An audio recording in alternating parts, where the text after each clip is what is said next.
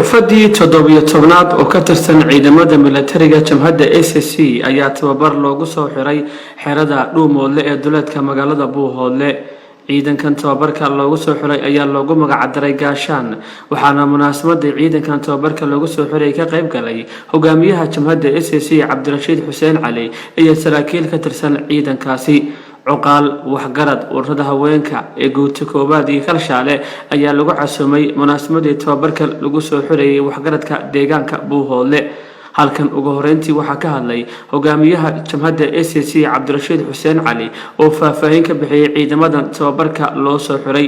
كورنيل باشي عبد الله يوسف وكمد شراكيس SSC أيا لين عيسى هالكن كهالي وحيانا عيد مدو هالكن كسو بردجين لولوتوس ملتري ودتك كسو قيب قلي مناسبة سوين وقنعيي كارهان مقاشة وحجرتك ورك هويوينك bulshooyinteena guud ahaan ka soo qayb gashay xafladan ciidanka dafcada 17aad ee aan gaashaan ugu magac darnay ilaahay subhanahu wa ta'ala maaragtay idinka ajarsiyo dhamaantiin waxa bacadka u taagan tihiin waxa weeye qadiyadii deegaanka iyo dadka iyo ummadan waxa weeye sidii u xoroobi lahayd inta kadib waxaan si gaar ah ugu mahadcelinayaa ayagana sidoo kale dhamaan waxa weeye ciidankii ku soo samray xilliga jiilaalka ee adag waxa weeye tababarka xerada ku qaadanayay ayadoo xaaladu adag tahay oo biilaan ay jirto oo xoolahoodii iyo caruuroodii ka dayacan yihiin waxay u dhabar adeegeen bilooyin fara badan in xataa waxa weeye iskaarsiintii iyo xiriirkii guryahoodii iyo reerahoodii in laga jaro in waxa weeye maaragtay duruufta adag ay ku samraan ayagana si gaar ah waan ugu mahadcelinaynaa inay taasi ku samraan waxay marxaati ka noqonaysaa inay diyaar u yihiin halgan dheer oo waxa weeye maaragtay kuwii ay u galeen horay kuwii raggii ayaga ay ka soo jeedeen awoodayaashu kuway galeen mid la mid ah مسؤولية إن صارنا جودها ما أنت معها لارنت هاي مسؤولية إن صار وحوية جودها من نمط أمد الصوماليات وحوية ما ركت إن لقى شقيه قبل أما قبيل لما ملشكتي وحوية إن يسن مارتي يسن فرصة أهلين إن يدل كان يدل كان بربريان كالجويان جودها ونقرأ إن الصومالية وحوية مارت وحلقوا اسمه أنت مل البيت جوته وحكى لجوي كرام وحكى لقيب سامي كرام معها جودها مركا وحنا كبر روتينا يا المسؤولية إن صارن تينا قبلنا إنه كليا معها ما أنت هذه أنت قبلنا إن دع لذا عدو وكتشوا أن كسرنا كما يلين أيجو إن إيران سومالي وكجوينا وحكيتنا يهين سانك كجتنا يهين ونكون خصبيهين مركا سيدا أوجد مركا إن الجبر أركسنا هذا مسؤولية إن سنة هاي وكليا ديجانا إن قبلنا إن هذه قبلنا إن إيران ما أنت أنتاجنا وانكبحنا كي دقيهم أنا كويسنا ومننا سوماليا بيكون خصبيهين هذول إيران تامر كإن الجبر أركسنا هذا ويا دولة الدحية الصومالية مسؤولين تي مدحده ويسبدل كرتها لكن مبادئ الصوماليات هي جودهان ومدني مسير كذا هي دنا هذه مصالح هذا وحس بدل معها قرنية هي بقلال سنة هذه سي أنا سويتشرنو وحوي وح مصالح هذا دل كان يدات كان وح بدل ما مدحده هي دات كيو تيرش هو يسبدلان لكن اسمه بدل يسو دات كان دنت كده حيسة هي من لماذا هذا هي عالم كذا هي مصالح هذا وحس بدل يا حبيبي مجرته مركا عد كستو نجمي ذا مركا تاين سيجارة وجاته aad bay muhiim u tahay mas'uuliyadda inta inay ka guda balaarantahay mar walba oo waxa weeye maaragtay ummadan meel walba joogto qabiilo maamul la sheegtay dawladda isku sheegaya inay dalkan kala qaybiyaan aslan ba waxa weeye maaragtay waxyaabo aan ka soo horjeednay inay tahay waana ka gudbi doonaa hadduu Ilaahay yiraahdo waadna garanaysaa taariikhda dalka Soomaaliya beelaha dadku waa beelo weeye beelaha qaarna waxay ku caanbixeen ilaa boqolkii sano ee la soo dhaafay ummadan inay kala qaybiyaan burburiyaan gumaystaha u soo raacaan bay ku caanbixeen qabaa'ilka qaarna waxay ku caanbixeen ee Soomaalida kamida inay ummadan midnimadeeda iyo difaaceeda iyo waxa weeye sharafkeeda inay u dagaalamaan oo dalkii dadka ilaaliyaan bay ku maartay astaan u ahayd marka sida awgeed waxaad ogaataan inaad ka mid tihiin beelaha Soomaaliyeed baad ka mid tihiin ee u taagan waxa weeye midnimada ummadda Soomaaliyeed waxa weeye marka inta markaan kaga gudbo si guud waxa weeye maanta waxaan ku sugannahay xerada ciidanka tababarka ee Dhuumoodle waxay ku taalaa duleedka Buuhoodle waad garanaysaan oo kiiloomitraad yar bay magaalada noo jirtaa sida awgeed xeradan in badan oo kamid ah raggan odayaasha iyo mas'uuliyiinta iyo in badan waad ku soo laablaabateen xilliyo kala duwan oo ciidamo ay kaga baxayeen ciidan kasta waxa weeye ka baxa xeradani waxa weeye difaaciyo iyo xarumo iyo meel uu leeyahay baa la geeyaa marka sida awgeed waxa weeye maaragtay xeradu xero maaragtay magac yar maaha in badan sanawaad baa ku soo laablaabanay marka sida awgeed maaragtay meeshan tixgelin gaar ah bayna leedahay hadduu Ilaahay yiraahdo inta markaan ka soo gudbo intaa markaan ka soo gudbo baryahan dambe waxa weeye maaragtay in dadkeennii danahoodii iyo masaalixdoodii gaarka u ahaa in la shabakeenayo baa baryahan dambe soo baxday tusaale ahaan magaalada buuhoodle iyo nawaaxigan gobolkan aan ku nool nahay maamulka Soomaaliland kama taliyo maamulka Puntland kama taliyo sida ogeyd waxa weeye maaragtay dadka deegaanka iyo odayaasha iyo waxgaradka waxa weeye waxay ku baraarugsan yihiin maanta ciidanka loo dhisayo iyo nidaamkooda waxa weeye maaragtay jabhadda SSC iyo maamulkooda jabhadda SSC iyo Khaatumo waxay kala yihiin waa nidaamkii siyaasiga iyo nidaamkii askariga ahaa weeye waxa weeye wax ba yaraatay ku kala soocan yihiin ma jirto in cadawga la sukaashadana waa shay aad u muhiim ah weeye waa shay aad u muhiim ah weeye marka baryahan dambe waxa soo baxay in magaaladii Buuhoodle maamulada Soomaaliland iyo Puntland barasaabay inay u soo magacaabanayeen inay waxa weeye maaragtay waxyaabaha aan amniga dadka iyo deegaanka khalkhal gelinaya inay ku soo kordhinayeen waxa weeye maaragtay cadawga maamulka Soomaaliland walba waa waxa weeye qorshihiisa waan ku jirnay laakiin se waxa weeye dhinaca kale in maaragtay maamulka Puntland inuu deegaanadii waxa weeye maaragtay dhaqdhaqaaq aan loo baahnayn inuu la yimaado oo waxa weeye amni darro iyo khalkhal ku abuuro waxa weeye waxaanu doonayna maaha marka sida awgeed waxaanu maaragtay rajaynaynaa haddii Ilaahay yiraahdo inay waxa weeye gartaan waxa weeye maaragtay jidka toosan inay gartaan annagaana waxaan uga turnay tusaale ahaan maleeshiyada Soomaaliland u shaqeeya iyo maleeshiyada Puntland u shaqeeya magaalada way joogaan waan garanayna haddana waa qoys waa dadka inaga dhashay weeye sida awgeed inay magaaladii yiraahdaan gacantan ku qabanayna maxay keensanaysaa inay bahashu faraha ka baxday keensanaysaa annagu ma aqbalayno aslanba talad bahata mooyaane ama talada gobolada dadku u dhashay mooyaane tala kale in waxa weeye uu gobolkan ama goboladan ay ka shaqeeyaan ma aqbalayno midda kale ee xigta maamuladan iyo waxyaabahan ay u soo magacaabanayaan ee waraabutaaga waxa weeye inay ka wantoobaan oo waxa weeye annagaana waxaan uga turnay annagoo jabhadda SSC oo waxa weeye ciidankii iyo nidaamkii iyo taladiiba waxa weeye gacanta ku hayna baa waxaan uga turnay deegaanka iyo dadka inaanu maanta waxa weeye maaragtay isku hormaadiyo ka dhaco tusaale ahaan ciidanku wuxuu awood u leeyahay saacada yar inuu magaaladan ku qabto awood buu leeyahay bil xaqiiqda marka laga hadlo awood buu leeyahay saacadaha yarba waxaan uga taraynaa waxa weeye 20 iyo 30 ku dhamaanaysan uga taraynaa bil xaqiiqdana waxa weeye maslaxadu way ugu jirtaa boqol iyo ka badan iyo in ka badan inay inta ku dhimato ay tala mid ay yeelato oo waxa weeye ummaddu waxa weeye ay ummad gacan hal gacan ku jirta inay noqoto waa sida saxda ah laakiin se waan uga turnay anagu laakiin cidda aan uga turaynin ee waxa weeye doonaysa inay deegaanka iyo dadka xabad ka dhaxrido wallahi inaysan sii ahaanin sidaas inta qadiyada lagu baraarugsanaado talada deegaanka iyo dadka aslanba waxa iskala waanu garanaynaa maanta waa isimada uqaasha iyo waxgaradka iyo culuumudiinka waxa weeye ciidankanna wuxuu ku jaangowracan yahay ciidanka jabhadda SSC iyo nidaamkeena Khaatumo dhamaanteen waxaan ku jaangowracanahay isimada iyo uqaasha iyo waxgaradka iyo deegaanka waxa weeye waan ku jaangowractaa taladayadu waxay ka goodaa intaasay ka goodaa anagu taladayadu garowana kama goodo hargeysana kama goodo mana aqbalayno waxa weeye maanta inta aan joogno labadaaba inay ka taliyaan ma aqbalayno inta markaan ka soo gudbo Soomaaliland iyo SNM maanta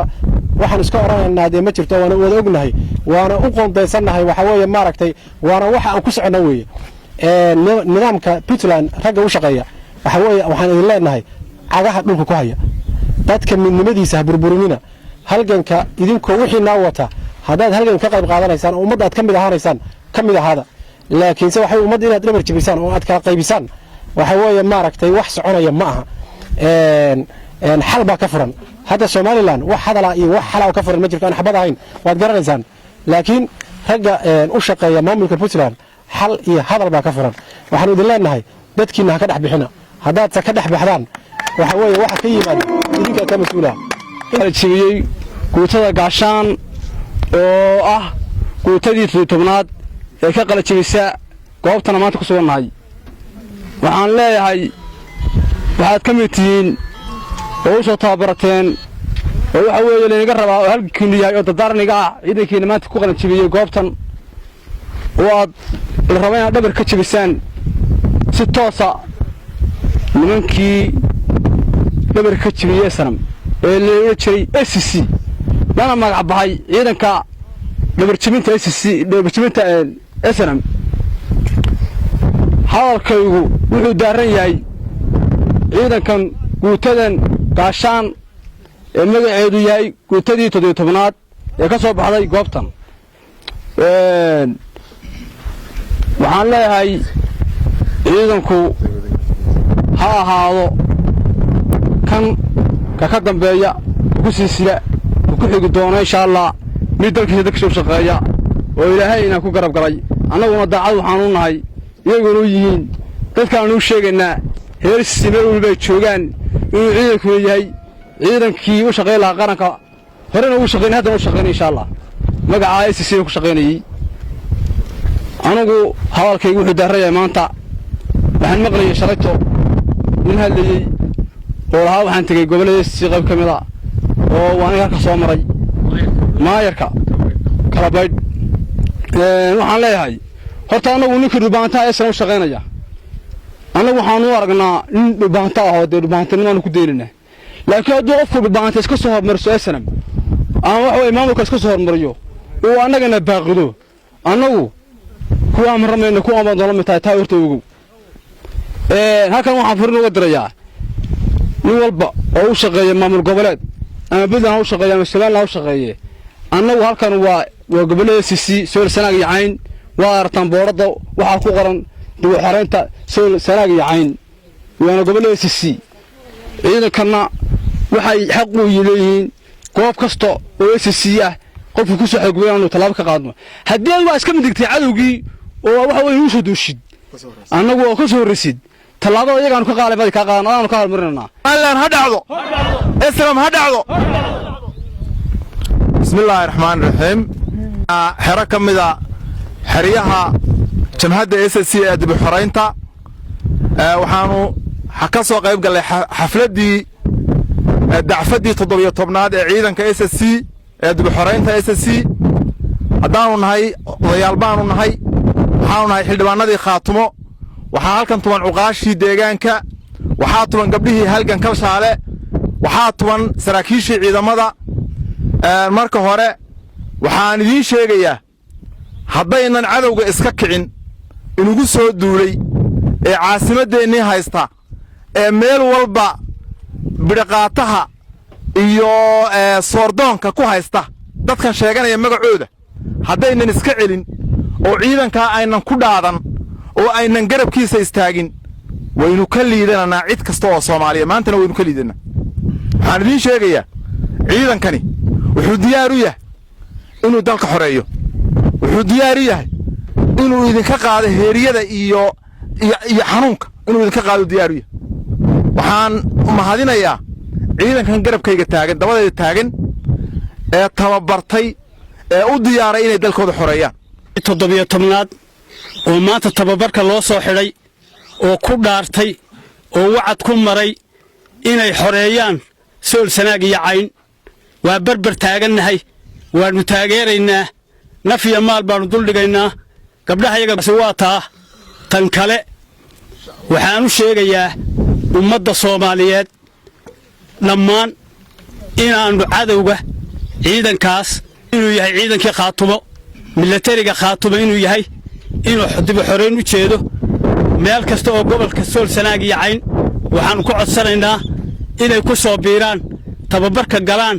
cadowga iska kiciyaan ay taageeraan la tayeeyo arrintaasina waa taa tan kale waxaan u sheegayaa dawladda federaalka Soomaaliyeed aan noolaato farmaajo aan noolaado waxaan u sheegayaa waqooyi ama SNM waynu saynaa nin walba xiniyahaaga fuul waxaad la saarood ku qabsataa way isugu imanaynaa Allah idin ku dalka iyo diinta iyo dadku waadan Allah idin ka dhigo inta markaan ka gudbo waxaan leeyahay waa dib ficil lagu dare ee halala shaqeeyo danteenu waxay ku jirtaa inaanu ciidankeena difaaca adduunyada ciidamada ay ku xisaabtantaa waad ogtihiin iminka waxa adduunka ka ololaya in la isku wada duulay ciidankeena barakaysan inagoo aynaan tacab badan haddaynu shacabkana aynaan u geysan ku tacabno oo u soo jeesanno oo la shaqayno waana la shaqaynana khaayimu waddankana ma ogolin ciduu yahayba ma ogolin waa ka soo horjeednaa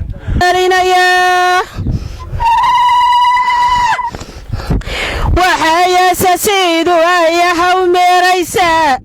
وحيسسيد ويهو ميريسا abaaraha dhacay waxayo maska ugu jirtaa abaaraha dhacay waxayo maska ugu jirtaa aayaheeniyo danteennay ka talinaysaa dhulkeenna abaaday bay dawladu asaasaysaa ayda sool joogta bay wadaaryoonaysaa oo ayda sool cunaysa bay wadaaryoonaysaa gami maayo jeeruu tolkay melisugu guro gami maayo jeeruu tolkay melisugu guro gaadamaylaan tagniyo labida geesteeda oo gobolladeenii maqnaa galowgu dhilabo oo gobolladeenii maqnaa galowgu dhilabo waxaan dhawaaqaba tolkay dhagaw yeelayey waxaan dhawaaqaba tolkay dhagaw yeelayey dhulbahanta israacyadoo laysu soo dhiliyey oo dhunidiida oo xornimo laysu dhaarsayey waxaan dhawaaqaba tolkay dhagaw yeelayey dhulbahanta israacyadoo laysu soo dhiliyey oo dhunidiida oo xornimo laysu dhaarsayey milatariga SSC ee gaashaan oo aan isku kulannay xafladoodii soo xidhitaankoodii aad iyo aad baan ilaahay mahad u celinaya waxaana mahad u sii celinayaa ilaahay baa horta mahaddaa leh mar labaad iyo mar saddexaadba maanta beeshii lulbaantay gobolladii SSC ciidamadii 17 dufcadii 17aad ayaa loo soo xidhay hadda maanta maasha Allah arrin adag weeye oo lagu diirsado maanta nimayaa Faysal Cali Waraabo ka hadlay waqooyiga Soomaaliya ka qaylqayliyo oo maalin walba dhulbaantay cagaa ku jijiya magaciisa maanta ha arko guutay 17aad oo tabarka loo soo xidhay ha arka maanta gaashaan insha Allah billahi idinka ilaahay waxaan ku rajaynayaa inaad dalka xoreysaan oo wax qabad aad tustaan cadawgiina maanta heeryada idin saaray waxaan aad iyo aad ugu mahad celinayaa mas'uuliyiinta hawshan isku taxallujiyay ee maanta dhexda u xidhay gobolada SSC dhibaatada ka taagan ka xanuunsaday ka gubtay maantana isu taagay inay ciidamo u dhisaan xoog iyo tamar iyo meel ay wax uga helaanba hawshan ciidamada 17 ururkii guutay 17aad marinaya halka aad iyo aad baan ugu hambalyeynaya ilaahay khayr hayda siiyo dadaal baan nolo ka baahan yahay gabadh iyo wiilba iyo odayba dadaal baan nolo ka baahan yahay waadina horta mahad ilaahay baa iska leh mahad dhammaanteed ilaahay baa iska leh waxaan bogaadinayaa ciidamada SSC burjiga iyo barakaduba la socoto ee awoodda leh waxa weeye nabadgelyo jacaylka iyo danta dadka ay ka dhasheen ee ciidanka u yihiin difaaca ugu jiraan aad baan u bogaadinayaa aadna u salaamayaa waxaan leeyahay Allah idin barakeeyo waxaad tihiin kuwa gardarrada neceb kuwa gumaysiga neceb kuwa jecel dadkooda iyo diintooda iyo dantooda kuwa jecel baa tihiin taga galay jabhadda SNM waxay doonayaanna waa loogyahay waxaynu ugu tala gashanaynaa dee yaba indhahooday ku arkaan waxaan leenahay xaqdarray wadaan gumaysi baan wadaan waxaynaan inagu la doonayn bay iyagu doonayaan sidaasaynu kaga guulaysanaynaa insha Allah inuu gardaradooda dooni mayno gumaysigooda inaynu gumaysano dooni mayno inaynu ku duulo dooni mayno laakiin taaka dhul aynu leenahay inay haystaan ma ogolin xaqiiqdu sidaa weeye haddaanu nahay odayaashii culimadii waxgaradkii waxaanu ka mid nahay ciidamada waxaanu u taagannahay waxtarkooda iyo garab istaagooda iyo wax ahaanshahooda SLM wixii ay ka nixi lahayd weeye waxa halkan lagu hayaa waa guuldaradeedii hadday guuldaradeedii tahay waxaan ugu baaqayaa beeshan dhulbahante ee Sooliya Sanaag iyo Cayn cidda u dhalatay inay ka soo qayb galaan halganka lagu xoreynayo gobolada SSC oo ay ka soo baxaan waxyaalaha aan danta ugu jirin taasaan ugu baaqayaa oo aan hadalkii kale kaga duwanahay in ay ka soo qayb galaan oo baaq baan u sii daynaynaa inta aan lagu qaadin jeedalka lala damacsan yahay intaan la raacin hadalkii raggii odayaashii hore halka ka yidhaahdeen intaan la raacsin waa u baaqana waxaa ugu liitabaa la yidhi taana ugu baaqayaa haddii kale dee waxaad un raaci doontaan eslem waxaan ciidamada ugu hambalyaynayaa oo iyana ugu soo noqday in ay waxaa lagu tabcay iyo tacabka iyo halganka lagu tabcay lagu halgamay inay iyana sideedu u qaataan oo aysan lumin oo qasaarayn baan iyagana ugu baaqanaa waana ku bogaadinaynaa inay wixii loo idmaday ay fuliyaan saraakiisha iyo intii macallimiintana waxaan ugu dacaynaynaa khayr in ilaahay siiyo abaalkoodana uu mariyo qaranka waxay u qabteen iyo qabiilka waxay u qabteen iyo qudha waxay u qabteenba in ilaahay abaalkooda mariyaan oo iyagana ugu baaqanaa wasalaamu calaykum waraxmatullaahi wabarakatu waxaa weeye marka hore cadow baynu leennahayna dhinac walba waa jiraa dhinac walba ha jiree waxaynu kaga guulaysan karnaa isku mid iyo guul baynu kaga guulaysan karnaa aynu isku mid nahay hadalku ma dheera goorta waa bacad waxaan ku soo dhowaynayaa oo hadalkaygaan ku soo dhowaynayaa ciidamada SSC ha noolaato ciidamada SSC ha noolaato Soomaaliya ha noolaato dawladda Soomaaliya ha noolaato cadowgeenu ha dhaco dhinac walba ha ka dhaco ilaahay inaga guul hayna siiyo oo dib u guhawday oo ay gamboolka naga qaadayaan ilaahay baan horta ugu mahadnaqnaa waxaan leenahay qoladiina dhalinyarada SSC ama khaatumo waa isku mid waa sida ninkii uu yidhi waa maxamuud iyo maxamed oo kale waxaan leenahay hawshan aad la soo halganteen la soo maaragtay in badan ku soo hawshooteen maskaxaan ugu soo daasheen muruqaan ugu soo daasheen malahaan ugu soo daasheen waxaanu idin leenahay waanu idinku garabta horta waa idinku mahadnaqanaa ilaah baa mahadle idinkana waa idinku mahadnaqanaa annana waa idinku garabtaagan waxaanu leenahay sii wada gaadiga walay buu yidhi sii wada ballaadhiya baaqa siciid harti u yeedha ilaa taleex iyo ilaa walwaal siciid hartiga jooga ha gaadho waxaannu idin leenahay waa idinla jirnaa waan idin garab taagannahay hawshiinna sidaa ugu socda aakhirutaankana taariikhdu waa isu qoraysaa ee taariikhdii aynu lahayn waynu soo noqonaysaa aayaheennana waynu ka tashananaa ta ciidanka intaasaan kaga gudbayaa waxaynu had iyo jeer carabka la dhacanaa dad inaga mid ahoo dhinacyada gobollada maamullada jira iyo u anaanaysi tago oo aynu nidhaahno kuwaasaa laynoogu dawgalay kuwaasina wuxuu yidhi sac dhowr qaday inuu gurigiisii iska imaadaa laga yaabaa markay arkeen tolkooda oo aayahoodii ka tashaday way iska imaan doonaan iyagune waxba ayaan lagu raagin iyaguna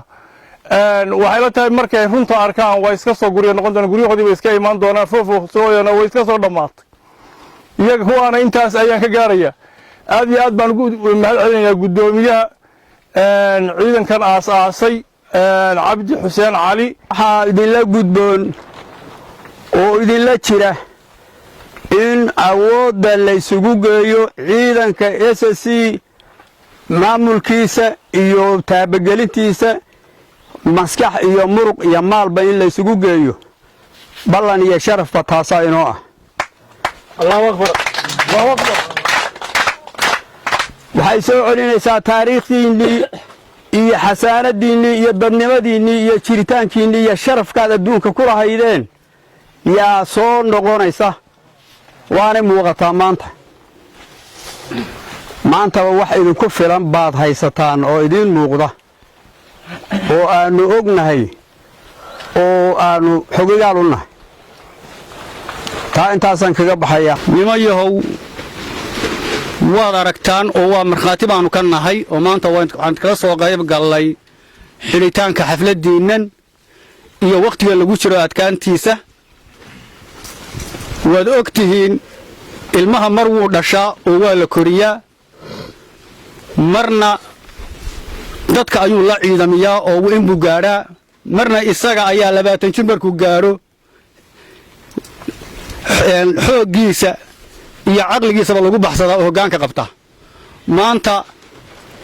xoogagga dib u xoraynta SSC